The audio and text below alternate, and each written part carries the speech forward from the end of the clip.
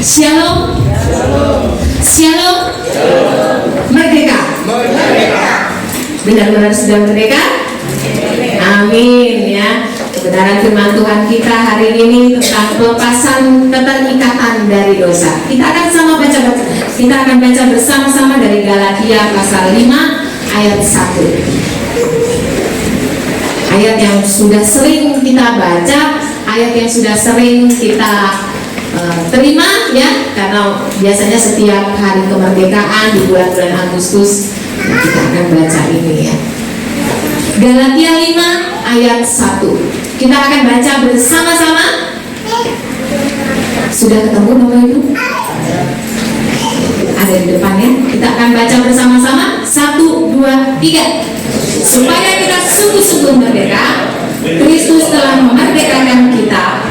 Karena itu berdirilah teguh dan jangan mau lagi dikenakan kuk perhambaan.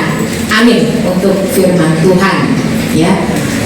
Kita semua tahu bahwa ketika kita jatuh di dalam dosa, ya, manusia jatuh di dalam dosa, maka ada upah dosa di sana, ya, ada kematian.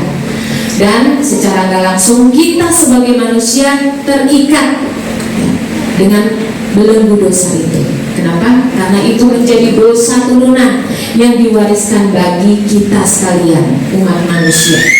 Kita menjadi tawanan iblis.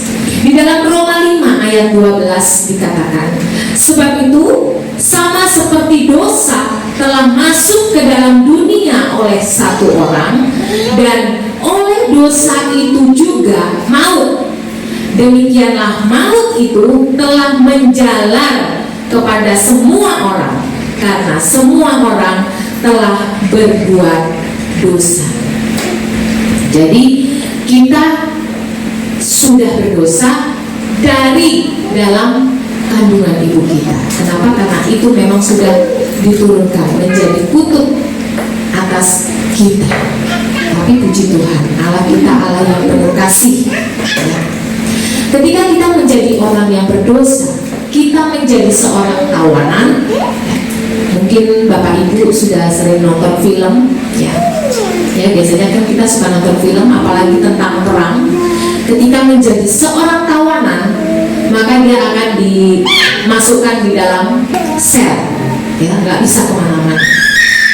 Bukan hanya dimasukkan di sel, ya, bahkan di tangannya borgol, gitu ya, dirantai, kakinya juga dirantai. Ya, kalau kita lihat film-film perjuangan, bagaimana bangsa Indonesia itu ketika melakukan romusa gitu ya, kerja paksa, itu kakinya diikat supaya nggak lari gitu ya. Jadi satu kondisi keterikatan, dan itu nggak bebas gitu ya, nggak enak, keadaan yang nggak enak. Mau ngapa-ngapain nggak bisa, mau ke toilet aja mesti izin ya. Bukan hanya kalau pas belajar di sekolah aja ya. Kalau di sekolah izin tapi kakinya nggak diikat, tangannya nggak diikat ya. Tapi kalau seorang tawanan, dia mau ke toilet aja izin, dia diikuti, dikawal ya, menjadi seseorang yang tidak merdeka. Demikian kita sebagai manusia, keinginan kita ya, kerinduan kita, roh kita pengen, tapi apa yang kita lakukan itu berlawanan gitu ya, tidak sesuai dengan kehendak dan rencana Tuhan. Di Galatia 5 ayat 17, di dalam Galatia 5 ayat 17 dikatakan, sebab keinginan daging berlawanan dengan keinginan roh, dan keinginan roh berlawanan dengan keinginan daging. Keduanya bertentangan, sehingga setiap kali tidak melakukan apa yang kamu kehendaki. Karena kita seorang tawanan, kita terbatas, kita nggak leluasa ya. Jadi Rasul Paulus menyatakan bahwa sehingga kamu setiap kali tidak melakukan apa yang kamu kehendaki. Kita dipaksa untuk melakukan sesuatu yang mungkin kita nggak mau ya. Kayak seorang kawan-kawan kita yang telah gugur, yang dibelenggu ya, dirantai, harus kerja paksa, harus merupakan satu keharusan gitu. keinginan daging kita lebih kuat ketika kita di dalam keberdosaan kita. Bahkan di dalam Roma 7 ayat 23, Roma 7 ayat 23 dikatakan, tetapi di dalam anggota-anggota tubuhku aku melihat hukum lain yang berjuang melawan hukum akal budiku dan membuat aku menjadi tawanan hukum dosa yang ada di dalam anggota-anggota tubuhku.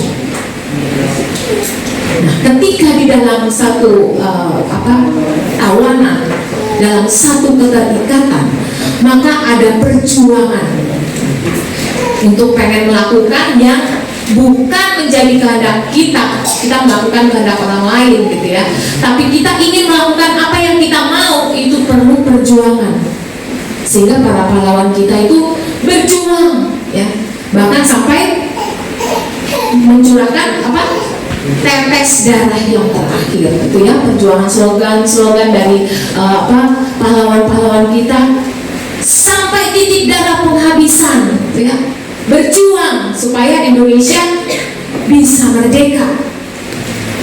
Itu satu perjuangan untuk satu kemerdekaan yang boleh dibilang itu adalah kehidupan di dalam dunia ini.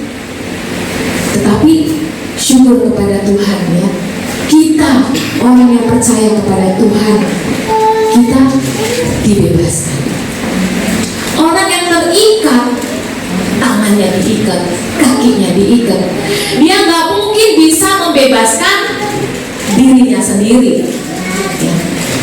Apalagi mau bebasin orang lain, boro-boro untuk orang lain, dirinya sendiri aja orang tangannya diikat, kakinya diikat, nggak bisa gitu ya. Beda sama si James Bond ya, 007. Dia kalau nonton film itu ya, dia mau diikat kayak gimana, mau iniin seperti apa, bisa aja lolos gitu ya. Makanya selalu dibilang pahlawannya mah pasti menang lah gitu ya. Mau awalnya kelihatannya menderita banget, tapi akhirnya menang. Kita terikat, kita nggak mungkin bisa menolong orang lain. Untuk itu kita perlu orang yang membebaskan kita. Nah, orang kalau sesama manusia dia juga terikat, kita juga terikat. Siapa yang nolong gitu ya? Maka di dalam Yesaya kan, akulah Tuhan yang akan menjadi juru selamat, nggak ada yang lain gitu. Kita terikat secara apa? Dosa, hawa nafsu dunia, emosi kita, karakter ya, keegoisan kita hanya berpusat pada diri sendiri, keinginan daging, keinginan mata, keangkuhan hidup. Itulah keterikatan yang ada pada kita. Untuk itu kita perlu seorang penolong yang membebaskan kita, yang membuat kita sungguh-sungguh dapat merdeka. Maka tadi di Galatia dikatakan supaya kita sungguh-sungguh merdeka, benar-benar bisa merdeka. Merdeka enggak setengah-setengah ya. Enggak cuma tangannya doang yang dilepasin gitu. Enggak cuma kakinya aja, tapi harus benar-benar merdeka. Artinya keseluruhannya enggak ada keterikatan. Matanya enggak terikat ya. Mulutnya enggak terikat, enggak terbelenggu.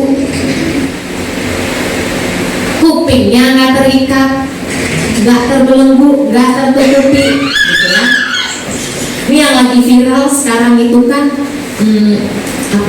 jangan ya dek, jangan ya. Mungkin yang suka lihat di sosmed nih biasanya anak muda, nggak perlu lihat aja, kita lagi buka, lagi searching tiba-tiba tuh muncul gitu ya.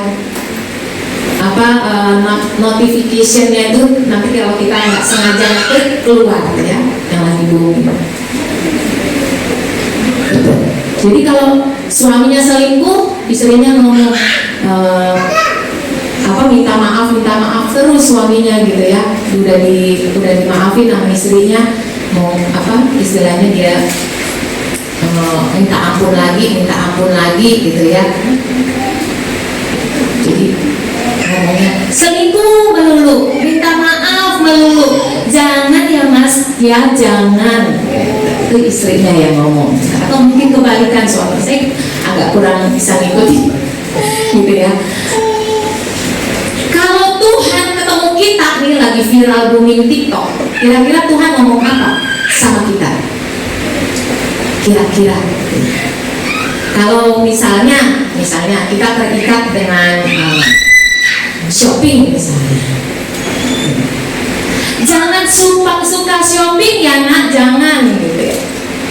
Ngabisin duit, jangan ya nak, jangan gitu ya. Atau mungkin kita terikat dengan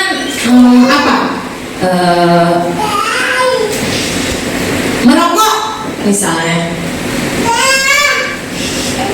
Janganlah suka merokok, nanti merusak paru-paru. Janganlah suka merokok, nanti duitnya habis. Jangan ya nak, jangan gitu ya.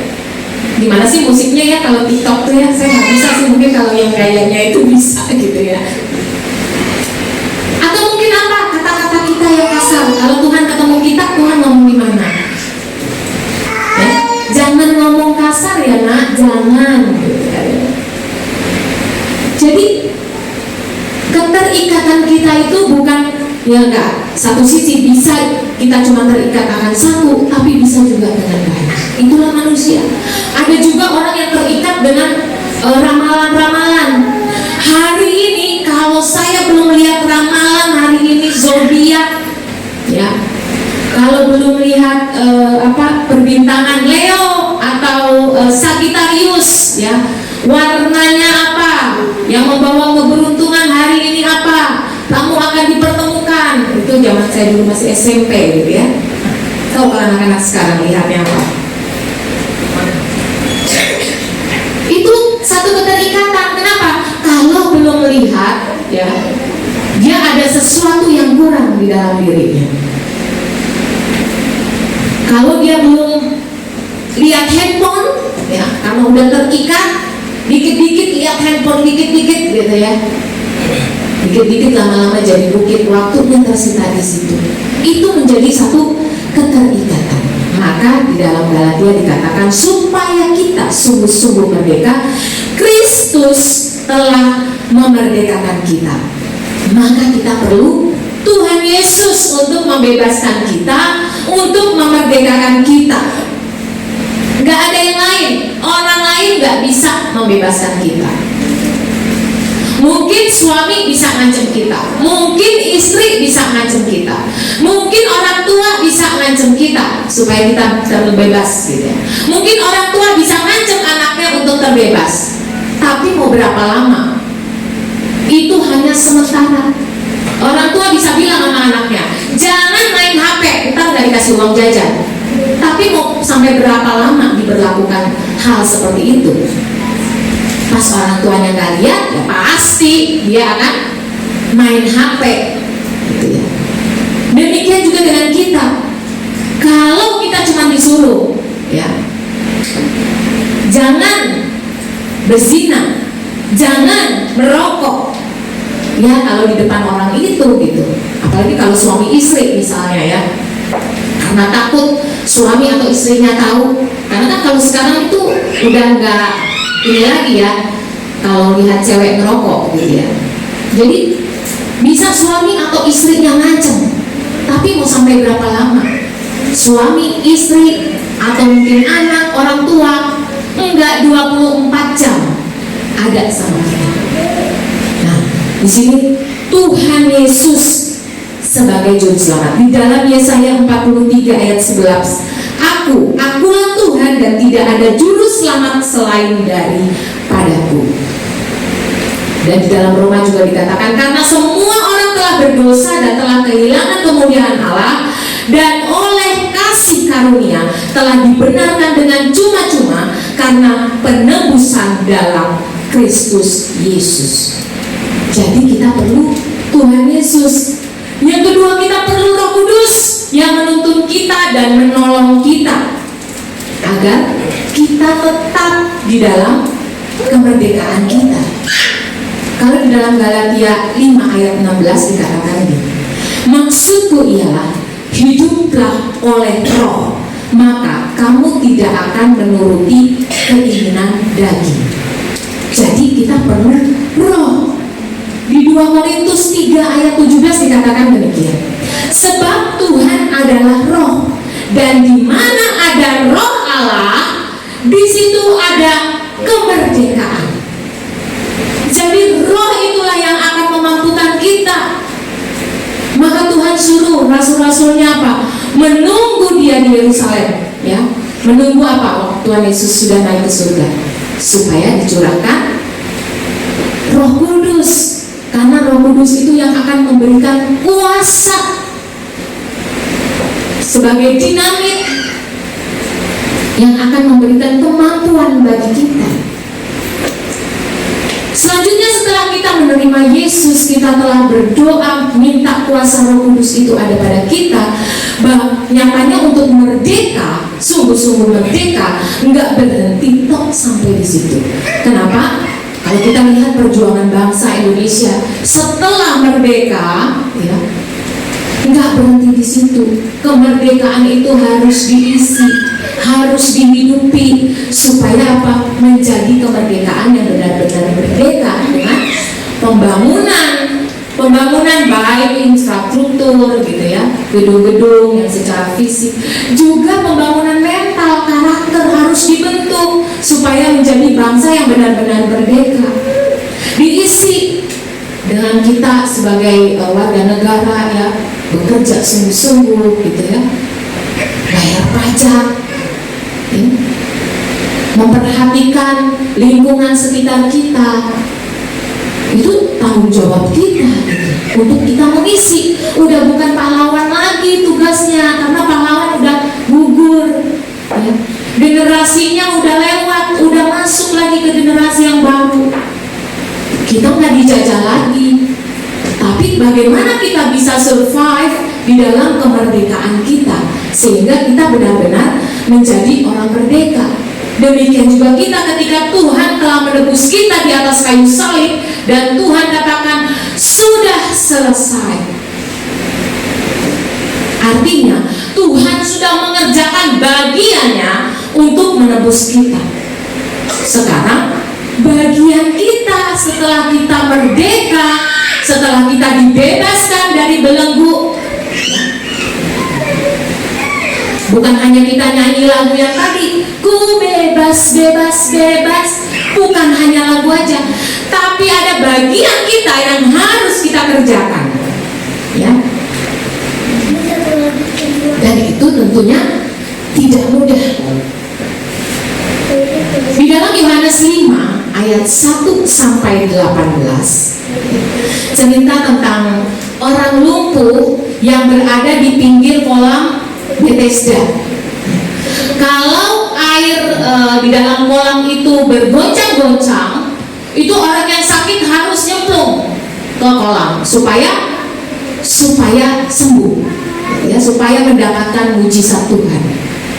Nah, goncangan itu nggak selalu ada, jadi harus ditunggu, dinanti gitu ya. Dan itu goncangan di kolam itu nggak lama, jadi perlu kecepatan.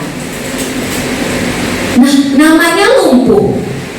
Waktu goncangan ada, dia pengen nyemplung, tapi nggak bisa nyemplung karena dia terbatas, kakinya lumpuh.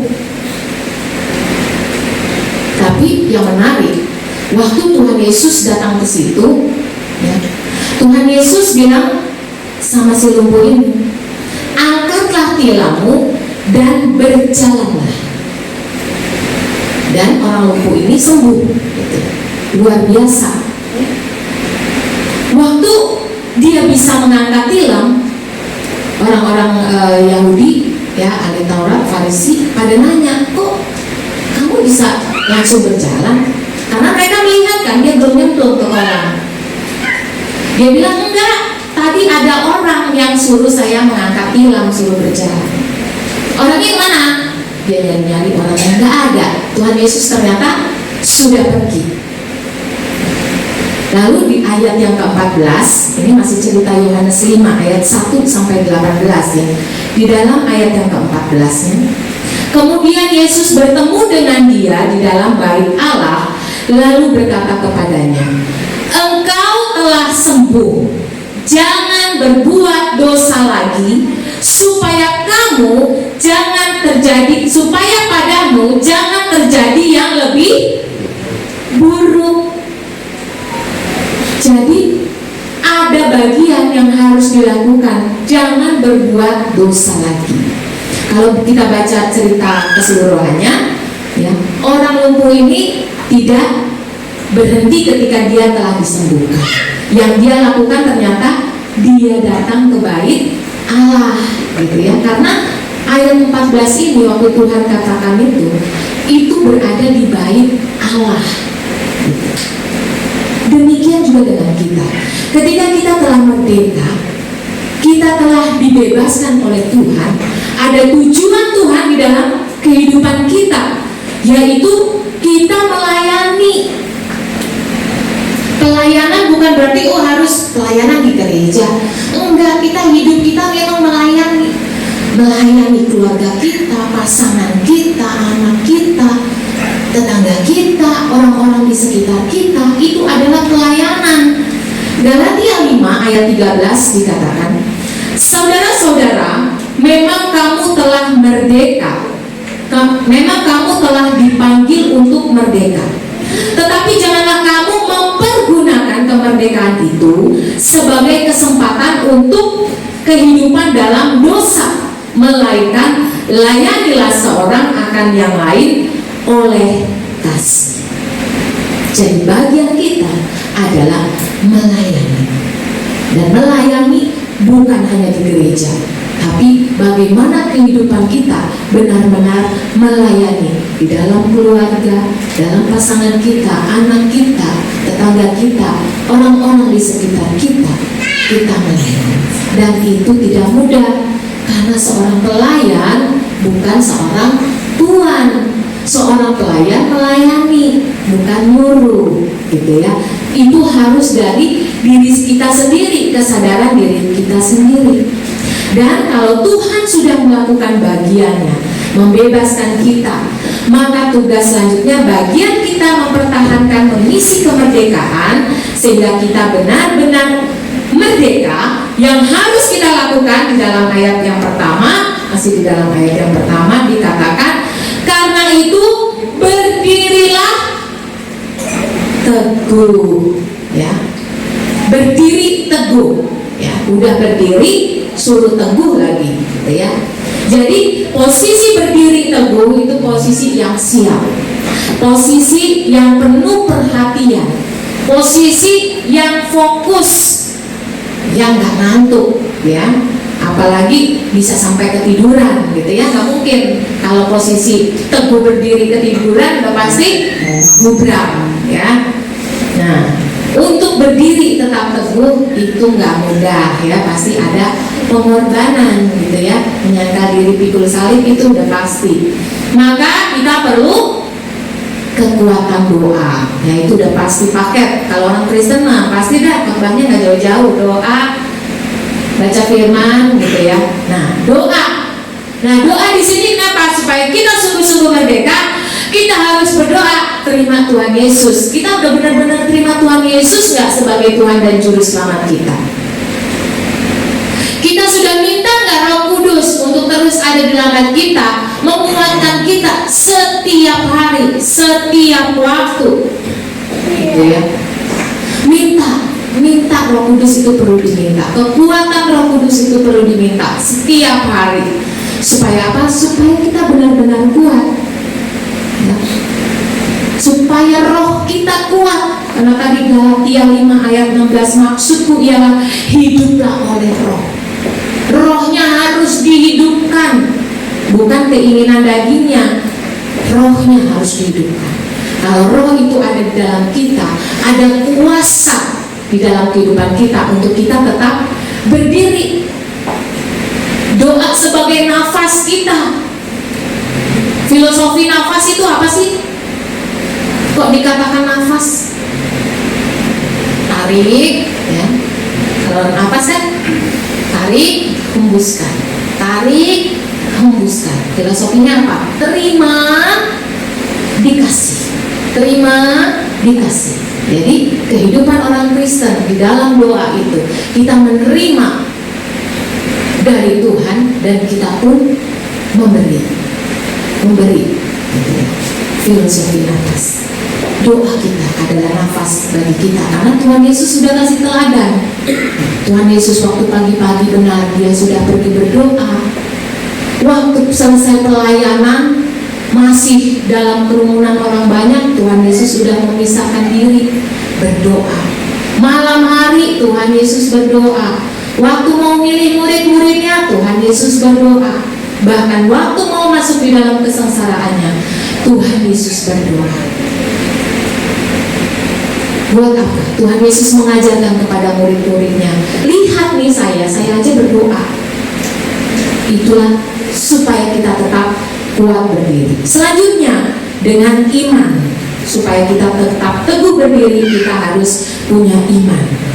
Dasar kita. Supaya apa? Supaya kita nggak diintimidasi oleh iblis. Ya, ketika Tuhan Yesus dicobai gitu ya, imannya harus teguh, harus kuat. Iman itu pasti harus ada kebenaran di dalamnya, bukan iman yang kosong. Itu udah nempel. Iman tanpa kebenaran firman Tuhan itu bukan iman, itu hanya positive thinking, ya. Itu kan yang ada di motivator positive thinking.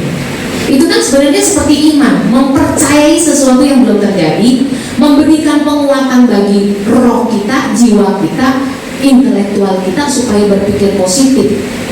Tapi kalau iman itu berarti segala sesuatu yang positif itu harus berlandaskan kebenaran firman Tuhan. Jadi kita nggak bisa diombang-ambingkan gitu ya dengan rupa-rupa pengajaran. Karena di Galatia 5 ini sebenarnya ditekankan kenapa supaya merdeka. Karena itu kan ada kasus di mana orang yang bukan Yahudi harus disunat menjadi satu tanda. Tapi di sini dikatakan kalau engkau merdeka bukan soal sunat secara jasmani, secara lahiriah. Kebenarannya adalah sunat itu harus sunat hati, harus dalam hatinya, bukan secara lahiriah yang terlihat. Walaupun orang akan melihat dari yang terlihat, tapi sesungguhnya yang benar adalah dari dalam hati. Yang terlihat belum tentu seperti yang terlihat, ya. Bisa dibedakan. Yang terlihat belum tentu seperti yang terlihat. Tetapi yang tidak terlihat pasti akan terlihat dengan yang terlihat. Bingung kan? Dicerna aja pelan-pelan. Seperti penjelasannya gimana ya? Jadi seperti kita bilang kita penuh kasih, tapi ketika suami atau pasangan kita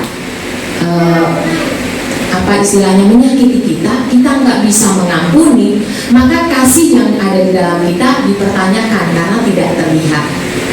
Tapi ketika kita mengampuni suami kita, ini contoh aja ya, ketika kita mengampuni suami kita, ada beberapa motivasi di sini.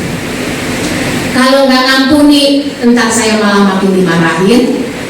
Kalau saya nggak ngampuni, saya nanti kenapa-napa, gitu ya. Atau saya mengampuni karena memang kasih. Jadi yang tidak terlihat itulah iman kita. Dan kita jadinya nggak bisa diintimidasi oleh iblis. Oh, kamu mah udah berdosa, kamu mah nggak usah ke gereja, kamu mah belum sempurna. Jangan deh kamu melayani singer, jangan deh kamu ambil bagian musik, apalagi jadi WR. Kamu mah belum sempurna, kamu mah masih banyak dosanya, kamu mah masih. Akhirnya kita jadi orang yang apatis, orang yang nggak bisa mengembangkan talenta yang sudah Tuhan berikan. Tapi kita harus punya iman bahwa kita sudah dibenarkan oleh Tuhan ketika kita menerima Tuhan Yesus. Karena dakwaan itu pasti ada. Tuhan Yesus saja waktu nyembuhin orang yang sakit pada hari Sabat, kan dibilang ini hari Sabat nggak boleh nyembuhin. Tuhan bilang apa kalau domba mau masuk ke sumur pada hari Sabat, apa mau dibiarin dombanya sampai mati? Bagaimana bisa menangkis ya tadi? Iman itu harus dengan kebenaran. Jadi ketika kita diintimidasi sedemikian rupa, kita bisa berkata, firman Tuhan bilang, aku berharga. Firman Tuhan bilang, aku telah ditebus. Firman Tuhan bilang, aku telah dibenarkan. Jadi kita menjadi orang yang bebas.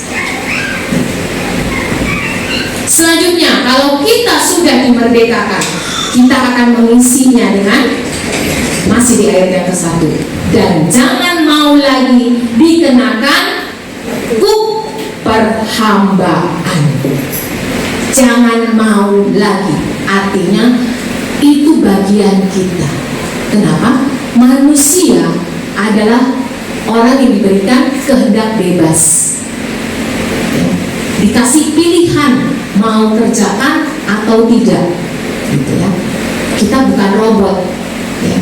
Kalau Tuhan pengen semua ngikutin Tuhan, udah deh, Tuhan nggak usah kasih kehendak bebas, udah kasih aja semua chip di program, semua melakukan yang baik, yang benar, semua sama, gitu ya. Waktunya memuji Tuhan, tinggal di set ya. Kalau robot-robot itu sekarang yang lagi marak di Cina udah banyak ya, AI. Siap-siap, kita harus siap sebagai manusia yang punya nyawa. Mereka di set, nanti bisa terima tamu, itu udah dipamerkan ternyata. Bisa nerima tamu, bisa berkata selamat datang.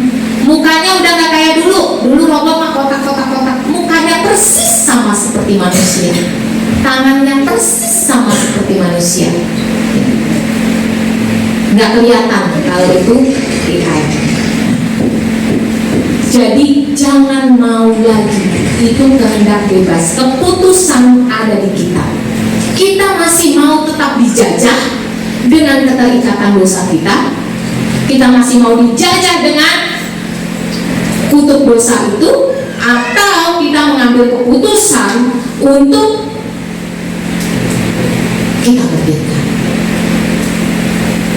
Saya pernah nonton film, ya ini filmnya, nonton film ini kalau nggak salah saya lagi nunggu apa gitu ya, kebetulan diputar, ini film horor.